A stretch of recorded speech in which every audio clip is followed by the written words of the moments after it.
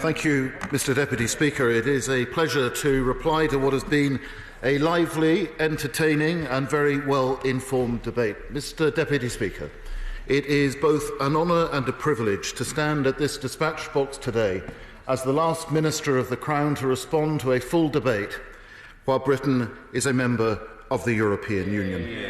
3.5 years ago, Mr. Deputy Speaker, the British people took part in the largest binary democratic exercise in our nation's history.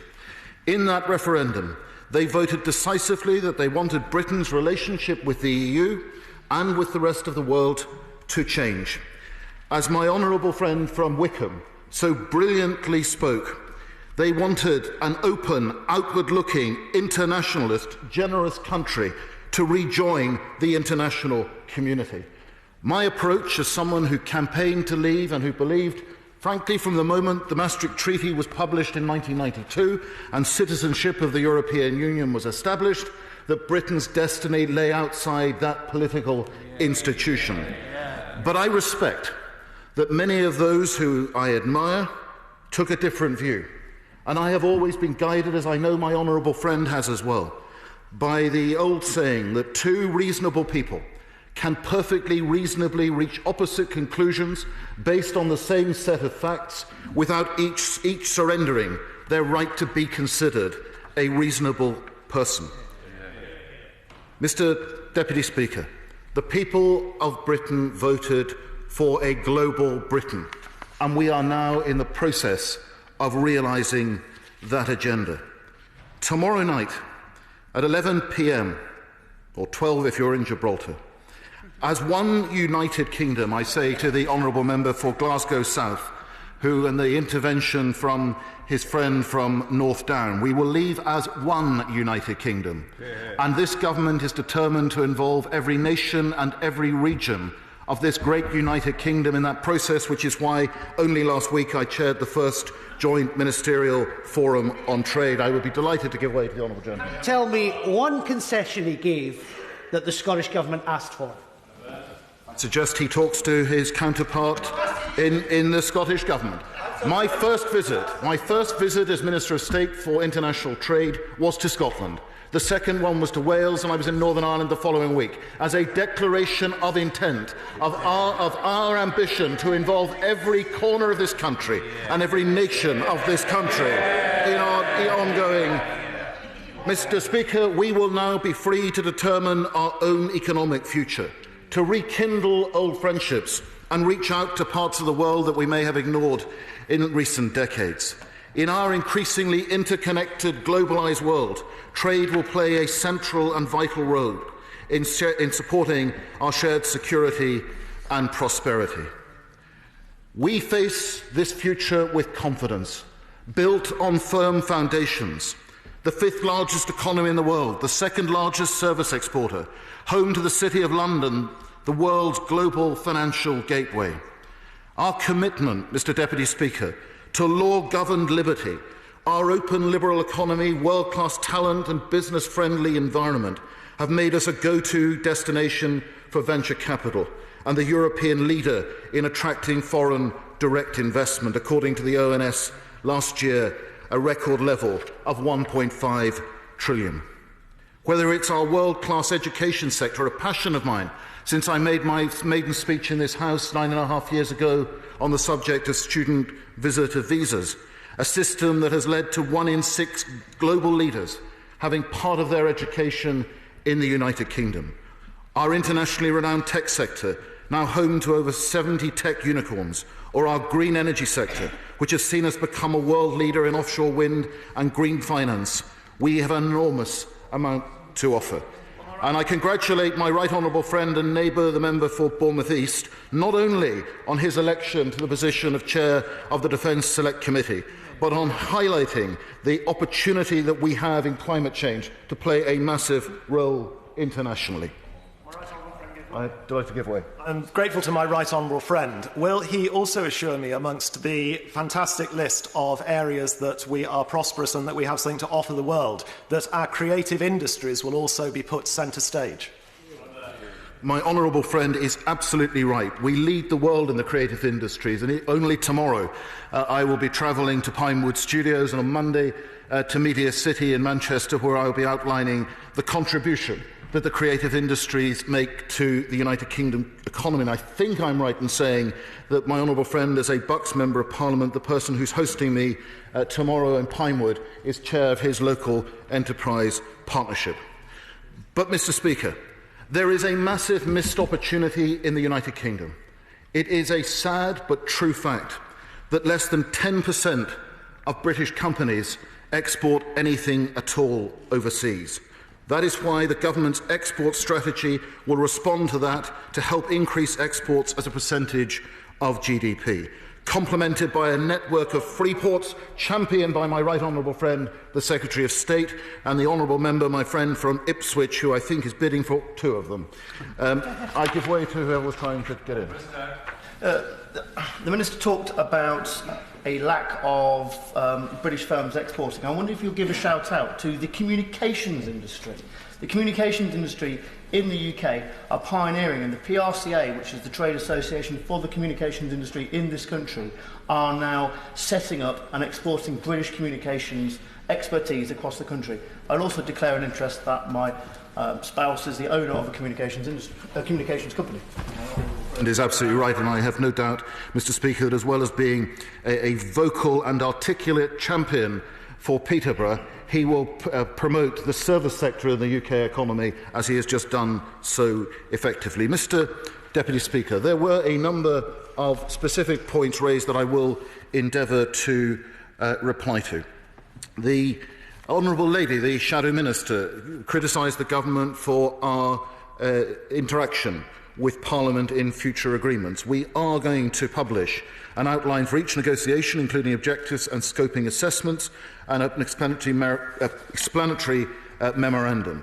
The Honourable Gentleman, the Shadow Secretary of State, constantly talks about us having an ineffective trade remedy system. I say to the Honourable Gentleman, the simple repetition of something doesn't make it true. We are going to have a tough regime learning from international best practice. I promised to come back to the Honourable Gentleman in the last set of questions about the situation in the Western Sahara. The UK-Morocco agreement will apply in the same way as the EU-Morocco agreement, having been amended, and this is the critical point, having been amended to comply with ECJ's judgment on the issue. He raised the question of bribery and corruption in the provision of UK export finance. UK export finance always carries out anti-bribery due diligence before providing any support at all. And I say, by the way, I promise, Mr. Deputy Speaker, I didn't put him up to it, but my honourable friend for Arundel and South Downs saying that we needed greater resource and more trade commissioners. I think he made that point very well indeed, and I hope it's heard. It would be inappropriate for me to endorse that, but what's the old saying? He might very well think that. I couldn't possibly comment. I will, of course. Can I just impress upon the Minister that I think with so many trade negotiations going on simultaneously, it's very important that he has another Minister of State in his department. The honourable gentleman will have doubtless been clearly heard as well. I would pay tribute to those who made maiden speeches. The honourable member for Aberdeen South gave an accomplished performance. I disagreed with almost every word of it, but he delivered it very effectively indeed. And I thank him, for many of us on these benches, for his kind words about his predecessor, Ross Thompson.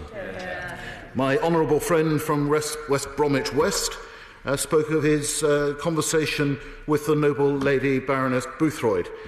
I say to him, we on the Treasury bench understand the need to deliver, and I am certain, having listened to him, we will deliver for him, and he will not let Baroness Boothroyd down. My friend from Wolverhampton South West, Mr. Deputy Speaker, I think gave the most moving and deeply personal speech of the day, and I salute him for his courage in speaking in that way in the chamber. It was a genuine privilege to be on the front bench to hear that contribution.